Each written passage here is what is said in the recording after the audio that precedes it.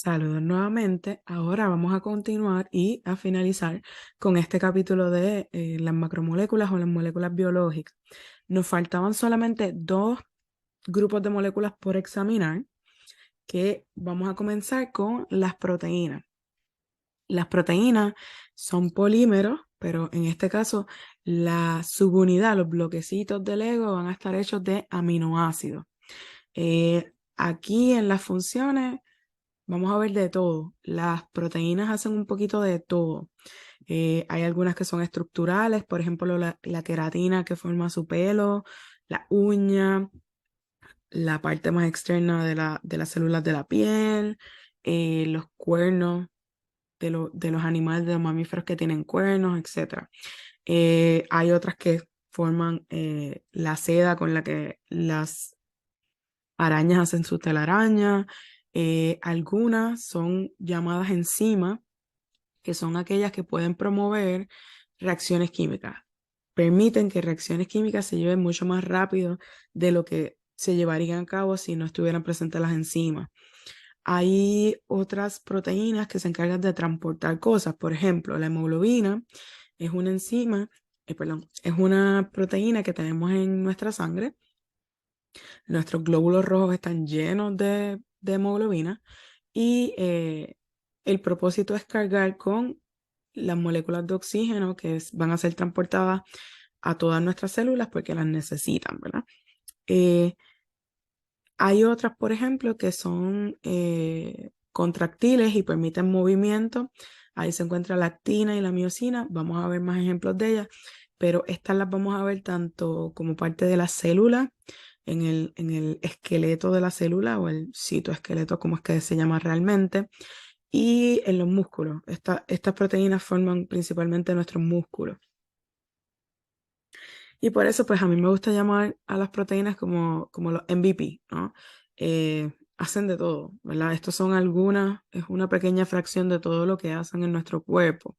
Van a ser sumamente importantes. Y pues resumimos lo de las enzimas, pero las enzimas son altamente especializadas como todas las proteínas, o vamos a ver que hay una gran variedad de enzimas en nuestro cuerpo y todas muy necesarias para el funcionamiento del mismo. A diferencia de las otras moléculas orgánicas que hemos discutido, los lípidos y los carbohidratos, que tenían un cierto número de funciones. En el caso de los carbohidratos, solamente dos funciones. En el caso de los lípidos, habían unas cuantas más funciones, pero no eran tan diversas como en el caso de las proteínas. Entonces, le dije que las proteínas están hechas de aminoácidos. Hay 20 aminoácidos diferentes. Eh, pero lo que es igual a los aminoácidos es como su estructura general. Y esto es lo que vamos a discutir aquí. En el diagrama usted está viendo que hay un carbón, un átomo de carbono central, del cual están conectados a mano izquierda un grupo amino. De esos grupos funcionales que habíamos mencionado previamente, pues aquí hay un grupo amino que tiene ese nitrógeno conectado a 3 hidrógenos. A mano derecha va a tener un grupo carboxilo. Y lo que tiene en la parte superior va a ser un grupo R. Ese grupo R es lo que va a ser diferente y lo que va a determinar, pues, esos diferentes 20 aminoácidos que existen. Ese grupo R es un poco el que va a hacer la diferencia y que va a determinar como las propiedades específicas de esos aminoácidos. Vamos a ver que hay algunos que son hidrofílicos, otros que son hidrofóbicos, algunos con carga, otros sin carga, etc. Pero esa diferencia va a estar en ese grupo R, porque todo lo demás de los aminoácidos va a ser igual. Todos van a tener un grupo amino, de ahí el nombre aminoácido, un grupo amino y un grupo carboxilo. Vamos a ver que hay un grupo grande que ese grupo R que tienen conectados en la parte superior hace que sean no polares, porque pues no tienen ningún tipo de carga, ni parcial ni completa, por eso se llaman el grupo de los aminoácidos no polares. Entre ellos van a ver que varían, ¿verdad? Algunos tienen unas cadenas más largas de aminoácidos, perdón, de grupos metilo o de grupos de carbono con hidrógeno. Algunos tienen anillos. eh, me gustaría llamarle la atención a uno que vamos a ver eh, en lo que es el pelo, ¿no? En la queratina. Vamos a ver que está la cisteína, que es uno de esos aminoácidos que cuenta con un grupo sulfidrilo. Y que pues son capaces de formar lo que se conocen como puentes de disulfuro, cuando dos aminoácidos que tienen estos grupos sulfidrilos se encuentran. Hay otros aminoácidos que son polares, que son hidrofílicos porque tienen cargas. Algunos son polares porque tienen cargas parciales y otros son polares porque tienen cargas completas, ¿verdad? Esos son los que se llaman los polares cargados, que son los que aparecen en la parte de abajo. Ahora, ¿qué es una proteína? Pues va a ser un polímero, va a ser una cadena larga de aminoácidos que van a estar unidos por un enlace covalente que se llama un enlace péptido. Y péptido es otro nombre para una proteína. Vamos a ver que cómo se forma ese enlace péptido. Pues vamos a tener que el lado del aminoácido que tiene el grupo carboxilo se va a unir en ese enlace al grupo amino que tiene el próximo aminoácido. Y eso es lo que estamos viendo aquí en la parte inferior. Tenemos dos aminoácidos diferentes, glicina y alanina, y van a entrar en una reacción química donde van a formar un enlace. Recuerden que la reacción que se lleva a cabo es la que ya conocemos, síntesis por deshidratación. Cuando se forma aquí el enlace, va a perderse una molécula de agua y por eso entre los productos de esta reacción usted tiene este péptido, ¿verdad? Corto que tiene dos aminoácidos conectados y una molécula de agua que se perdió en el proceso. Un poco de nomenclatura o de terminología, pues decimos péptidos si es una cadena que tiene al menos 50 aminoácidos o menos. Eh, Decimos que es un polipéptido si es mucho más grande que eso, ¿verdad? Poli otra vez mucho. Algo bien característico de las proteínas es que su forma, su estructura va a ser lo más importante. Para que pueda funcionar y hacer su trabajo, una proteína tiene que tener la forma correcta. Y esa estructura tridimensional que tienen está basada en 4 niveles de estructura que vamos a explicar ahora mismo. Pero siempre tengan en mente que lo más importante en una proteína para que funcione, pueda llevar a cabo su labor, es su forma. Empieza todo con la estructura primaria de esa proteína. Esa estructura primaria es simplemente el arreglo de aminoácidos que la componen. ¿Qué aminoácidos y en qué orden van? Eso va a ser la estructura primaria. ¿Quién define eso? Esa información de qué aminoácidos la conforman, en qué orden van, eso está escrito en su DNA. Eso es lo que está escrito en los genes. Ahí es que está la información para hacer sus proteínas, cada una de sus proteínas. ¿Ok? Esa información de la estructura primaria parte de la información genética que está en los genes, incluso determina el orden, cuáles son y cuán larga va a ser esa proteína. Luego viene la estructura secundaria. La estructura secundaria está hecha, y digo, hay dos formas que son las más comunes, que son las alfa hélices, que forman como, piensa en una escalera en forma de caracol, es esa forma de espiral. O también se pueden formar lo que se conocen como, en inglés es pleater sheets, en español serían como las tabletas de las faldas de escuela. Es un poco esa conformación. No son las únicas, pero son las más comunes, ¿verdad? Por eso se las presento. ¿Por qué la cadena de aminoácidos empieza a tomar esta estructura o esta forma tridimensional de hacer una espiral o hacer unos dobleces? Porque recuerde que esa cadena está hecha por aminoácidos que están formando enlaces covalentes entre el grupo amino y el grupo carboxilo. Pero, pues, ese grupo carboxilo va a darle una propiedad ¿verdad? Un poco polar a ese extremo, igual por el extremo del grupo amino. Hay un nitrógeno que también está creando cierta polaridad por ese extremo. Y pues vamos a ver que otra vez cargas opuestas se atraen y van a empezar a atraerse esos grupos, haciendo que se empiece como a doblar la molécula y a coger estas formas tridimensionales, simplemente porque áreas que son parcialmente negativas se van a sentir atraídas a áreas parcialmente positivas. Y esto es lo que puede ocurrir. Y bueno, se empiezan a formar puentes de hidrógeno entre esas zonas.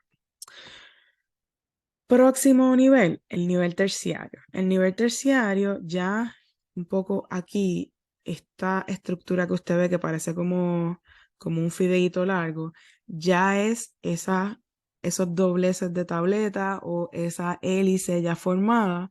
Y ahora vamos a ver que hay otra conformación que puede adquirir la molécula sobre esa hélice o esos dobleces.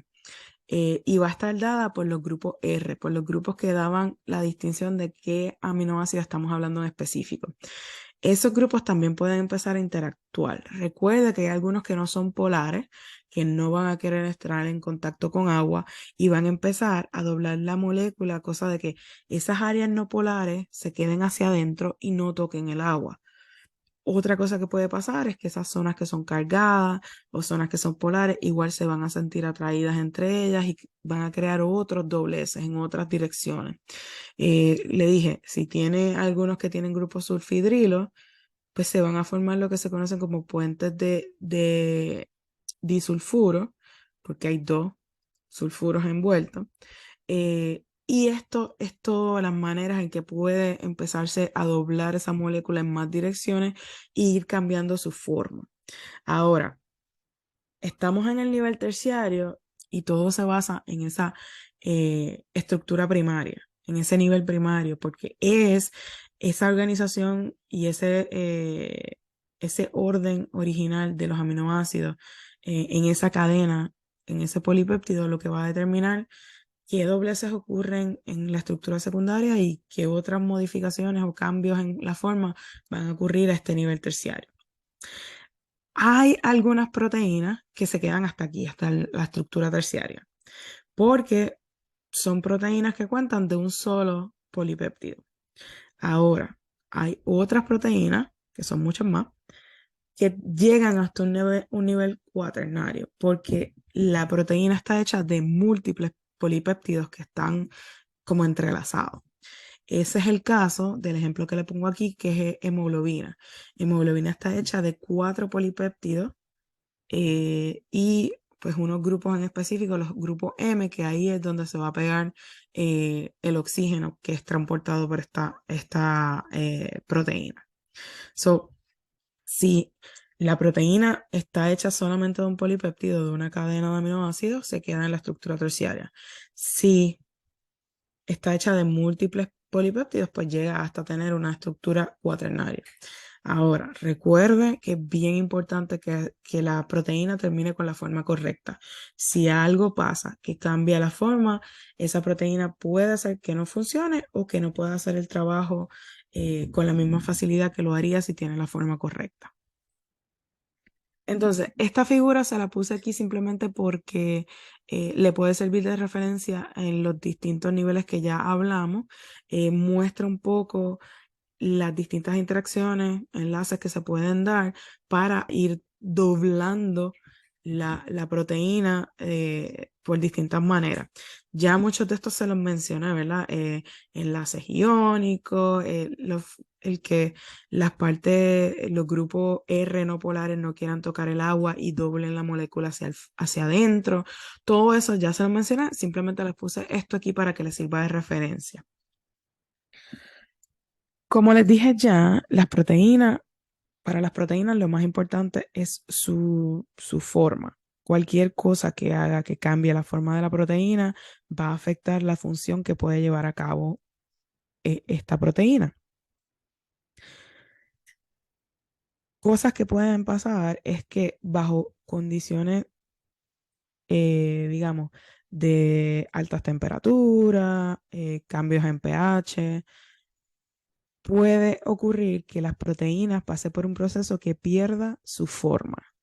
Esto se conoce como la denaturalización o que la proteína se denaturó, perdió su forma natural. Eso es lo que quiere decir, ¿verdad? Y al no tener su forma, esa proteína no funciona, deja de funcionar. Usted, estoy seguro que ha tenido el encuentro, ¿verdad? Ha pasado por este proceso de manera práctica sin saberlo. Si usted alguna vez ha hecho un huevo frito, ha denaturado una proteína. Cuando usted rompe un huevo, usted va a ver que la clara del huevo se ve transparente y bastante líquida. Pero al momento en que usted la echa en el sartén caliente, esa yema, bueno, esa clara empieza a cambiar de color, se empieza a poner blancuzca y se vuelve sólida.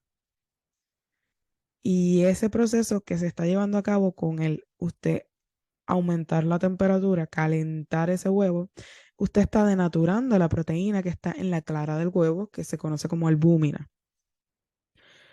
Ese proceso de denaturalización, en el caso de la clara de huevo, es un proceso irreversible. Una vez ya usted calentó el huevo y lo frió, no hay vuelta atrás. No importa que usted meta ese huevo en la nevera, esa clara sigue siendo blanca, sigue siendo sólida. No hay manera de volverla a lo que era antes. Ahora, no todos los procesos de denaturación van a ser irreversibles. Por ejemplo, tenemos el caso de pasarnos blower, ¿verdad? Si usted tiene el pelo rizo y se pasa blower, usted está añadiendo calor y estirando el pelo en el proceso. Después que usted acaba ese proceso, el pelo queda lacio, ¿no? Pero usted sabe que ese proceso no es irreversible, que a medida que va aumentando la humedad durante el día, ese pelo vuelve un poco a su forma original, ¿no? A esa forma risa. ¿Qué usted está haciendo? Denaturando la proteína, la queratina de su pelo, que en parte esos rizos están dados por los puentes de disulfuro que se forman en esa molécula, ¿verdad? Y usted lo que está haciendo es que con calor, rompiendo esos puentes, permitiendo que tome una nueva forma, pero esa forma, otra vez, no es irreversible. Hay maneras de hacer ese proceso irreversible, que es con tratamientos químicos, ¿no? Los alisados. O si usted tiene pelo lacio y lo quiere rizo, pues los permanentes. Eso lo que hace es que con químicos altera la forma de la proteína del pelo. Ahora, usted sabe que es permanente en el pelo, ¿verdad? En el que ya usted pasó por el proceso químico, pero ese pelo que le están haciendo en la raíz va a venir con la proteína como viene escrita en su DNA. Si es rizo, si es lacio, es lacio. ¿Ok? Pero ya la que pasó por el proceso químico, pues ahí un poco no hay vuelta atrás. Entonces, antes de seguir adelante, pues quería repasar un poquito de lo que hemos visto. Un enlace péptido se forma entre cuáles dos grupos funcionales. Y aquí, para que refresque lo que conoce de los grupos funcionales. Y estas son las opciones. A, un grupo hidroxilo y un grupo amino. Un grupo hidroxilo y un grupo carboxilo. C, un grupo hidroxilo y un grupo metilo. D, un grupo carboxilo y un grupo amino. Le están preguntando un enlace péptido. Recuerde, enlace péptido es el que ocurre para formar lo que van a ser eventualmente las proteínas. Es el enlace que ocurre entre aminoácidos. Para aquí y mire a ver si usted puede contestar esta pregunta. Es importante que reconozca, ¿verdad?, los nombres de los grupos funcionales y que pueda mínimo descartar los que no le harían sentido. Por ejemplo, si me están hablando de un enlace péptido y yo sé que los enlaces péptidos ocurren entre aminoácidos. Aminoácidos. Yo me voy a enfocar en que uno de los grupos que tiene que estar envuelto es un grupo amino. ¿Cuáles de las opciones envuelven un grupo amino? Tengo la A y tengo la D. La B no incluye un grupo amino y la C tampoco. Estoy entre la A y la D. Un grupo hidroxilo, que es un grupo que tiene un OH. Eso está envuelto en formar un enlace peptídico, en formar un enlace entre dos aminoácidos. No. So, realmente es la D. Y de ahí viene el nombre, le dije, de aminoácido. Amino, ese grupo amino, carboxilo es lo que hace esa parte ácida. ¿Ok?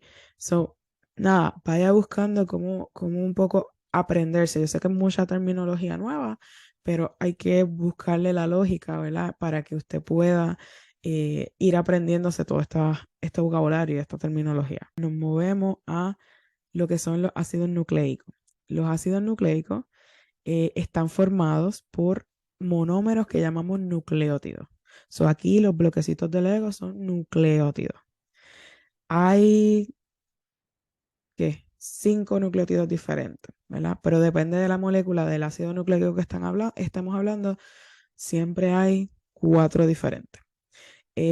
Todos están hechos de la misma manera, ¿verdad? Es un poquito como los aminoácidos que tienen como un formato general. El formato general de un nucleótido es que va a tener un azúcar de 5 carbonos, que es lo que llamamos una pentosa, porque tiene 5 carbonos. Vamos a tener un grupo fosfato pegado a ese azúcar y en el otro extremo del azúcar vamos a encontrar una base nitrogenada.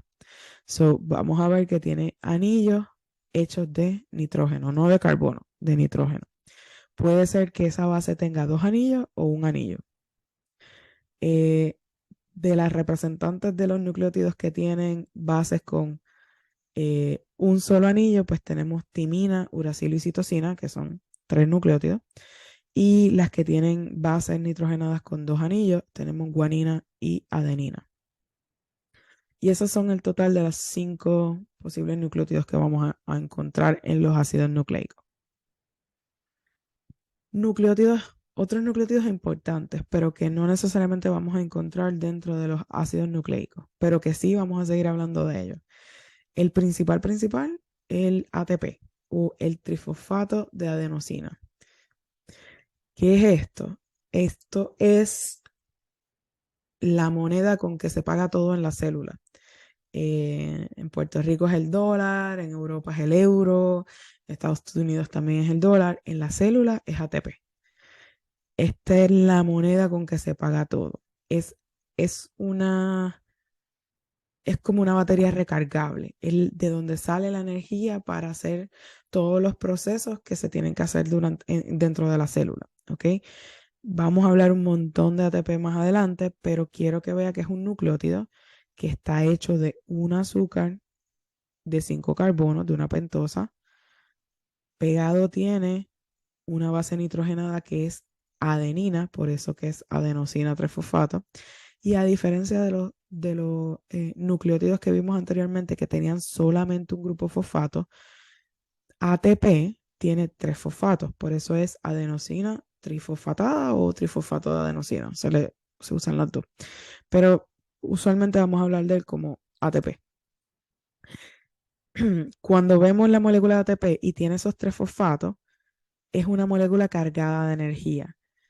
Cuando esa energía se necesita usar en alguna función dentro de la célula, vamos a ver que va a perder, se va a romper el enlace entre el último fosfato y el segundo, y la energía que hay almacenada en ese enlace se va a liberar y es lo que se va a terminar utilizando. Y se convierte ATP en ADP, adenosina 2-fosfato, ¿verdad? O difosfatada. Porque pues ahora va a tener 2 fosfatos y esa es como la versión descargada, como si ya tuviera usted la batería recargable descargada y la tiene que volver a conectar para que se cargue, ¿ok? Y vamos a seguir hablando de eso en los capítulos subsiguientes y vamos a hablar más a fondo de lo que hace ATP. Pero simplemente se lo quería presentar porque es un nucleótido y es un nucleótido importante.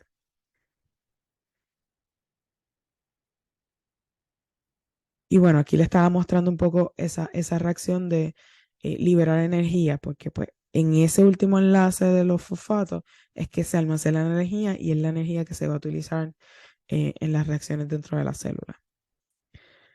Los ácidos nucleicos, vamos a ver que son de las moléculas más grandes que vamos a encontrar. Eh, son formadas igual que las que todas las otras macromoléculas que hemos discutido por esa reacción de síntesis por deshidratación. Y lo que va a hacer esa reacción es unir los nucleótidos. Va a formar un enlace covalente entre nucleótidos y ese enlace le vamos a llamar el enlace fosfodiéster. Recuerda que todos estos enlaces son covalentes, pero para especificar en qué tipo de moléculas están ocurriendo, pues le ponemos un nombre propio, ¿no? En este caso son enlaces fosfodiéster y va a ocurrir entre el grupo fosfato y el carbono del azúcar, de la pentosa que forma ese nucleótido. Vamos a ver que las bases nitrogenadas quedan fuera de esto, ¿no? Lo que se está uniendo en esa cadena para formar el ácido nucleico son fosfatos y el azúcar, el fosfato y el azúcar. Eso es lo que se va a estar uniendo. Un ejemplo, y el ejemplo principal de un ácido nucleico es el ácido deoxirribonucleico o el DNA, mejor conocido como el DNA. Se llama así porque el azúcar que forma los nucleótidos es la deoxirribosa. Y de ahí viene lo de ácido deoxirribonucleico. ¿Ok? Vamos a ver que el DNA no es una cadena de nucleótidos, sino que son dos cadenas de nucleótidos que se unen entre sí, formando puentes de hidrógeno entre las bases nitrogenadas de los nucleótidos de cada lado, de cada cadena, ¿verdad? Se unen cerrando como si fuera un zipper esa cadena y luego esas dos cadenas del DNA van a enroscarse, formando pues esas hélices.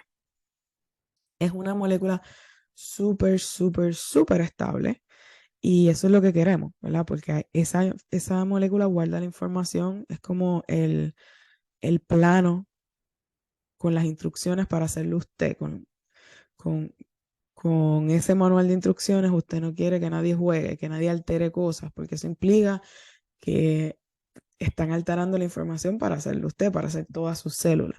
So, es súper bueno que sea una molécula bien, bien, bien estable. Ahora, le dije, están formándose puentes de hidrógeno entre las bases nitrogenadas de las dos cadenas y mantienen esas dos cadenas juntas. Recuerde que los enlaces, que los puentes de hidrógeno por sí solos son débiles, pero si yo tengo muchos, van a mantener esa estabilidad. Ahora, eso no quiere decir que no se pueden romper. Y sí, van a haber momentos en donde yo tengo que copiar toda esa molécula del DNA porque las células se van a dividir y formar nuevas células. Y cada una de nuestras células tiene que tener esa información completa. Pues en esos momentos que se replica el DNA, que se copia completito, sí se rompen esos puentes de hidrógeno, se abren, se separan las dos cadenas, perdón, y se empieza a copiar. So, los puentes de hidrógeno que se forman dan esa flexibilidad, que sean lo suficientemente fáciles de romper para que se pueda copiar la molécula completa sin mucha dificultad, pero que sean lo suficientemente fuertes para mantener la estabilidad de la molécula y que no cambie. El otro representante, ¿verdad?, de este grupo de los ácidos nucleicos es el RNA o el ácido ribonucleico. Aquí es ácido ribonucleico. Esa R viene de que el azúcar que forman los nucleótidos es ribosa. Vimos que en el DNA es deoxirribosa, aquí es ribosa. La diferencia es un grupo OH que está ahí de más o de menos. Pero las dos azúcares son azúcares de 5 carbonos. Otras diferencias que vamos a ver entre el RNA y el DNA, pues va a ser que, como vimos, DNA son dos cadenas que forman una hélice. El RNA es una sola cadena que puede enroscarse o como puede tener otra forma. Ya cuando estemos hablando más adelante de la transcripción del DNA, etcétera, y la replicación, vamos a ver que ese RNA pues puede tener múltiples formas dependiendo de la función que esté llevando a cabo. Ya mencionamos otra de las diferencias, ¿verdad? El azúcar que forma sus nucleótidos. Si estamos hablando de nucleótidos del DNA, son nucleótidos hechos con deoxirribosa, con ese azúcar. Y si son del RNA, están hechos con ribosa. Otra diferencia son los nucleótidos en sí que se utilizan. Para el DNA, solamente vamos a encontrar citosina, guanina, adenina y timina. Si estamos hablando de RNA, nos vamos a encontrar con citosina, guanina, adenina y no hay timina, es uracilo. Esa es la otra gran diferencia. ¿Ok?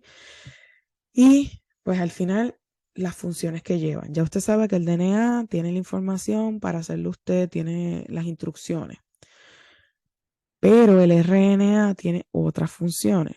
No es tanto mantener la información y guardar la información genética, sino que más bien ayudar a transcribir la información que está en el DNA, la información que está precisamente en los genes, sacarla y llevarla a donde se van a producir las proteínas, cosa de que ahí se pueda traducir esa información al lenguaje de las proteínas.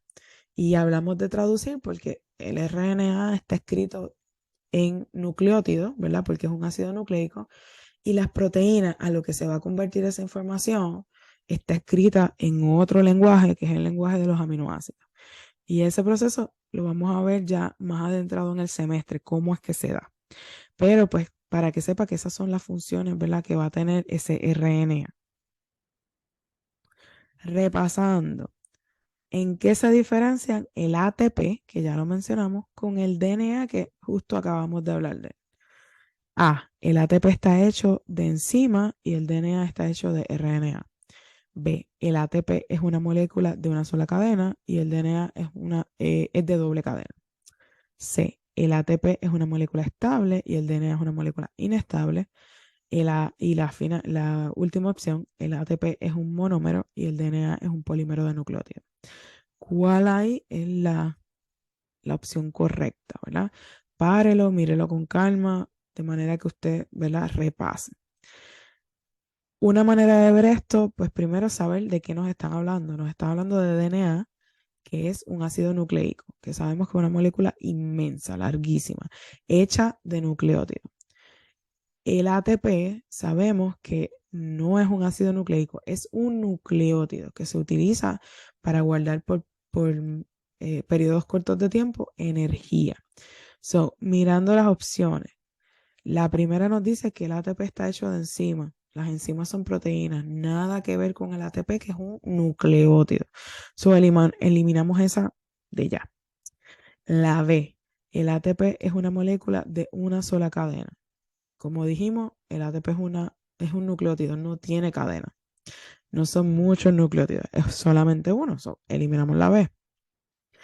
La C, el ATP es una molécula estable y el DNA es inestable. Vimos que lo que es estable es el DNA, porque es importante que sea estable, que no cambie de forma para nada. Y la D nos dice que el ATP es un monómero y el DNA es un polímero de nucleótidos. Esa es la correcta. Primero, porque descartamos las otras tres. Y segundo, porque el ATP es un nucleótido y un nucleótido es el monómero, el bloquecito del Lego con que formamos un ácido nucleico. Y el DNA, efectivamente, un polímero es una cadena larga de nucleótidos, de esos monómeros que estábamos hablando. ¿Ok? Sí, la D es la única correcta en este caso. Finalmente le puse esta tabla simplemente para que la tenga de referencia, es de otro libro, pero me parece que está bien cómo presenta los 4 tipos de macromoléculas que discutimos, habla de su estructura, cómo están hechos de manera general, cuáles son sus funciones más importantes y al final les da algunos ejemplos, que un poco lo que estuvimos haciendo en esta clase y en el video anterior. Entonces, recuerde, cualquier duda, pregunta con este video, con el anterior, con lo que hemos discutido hasta el momento, no duden en escribirme.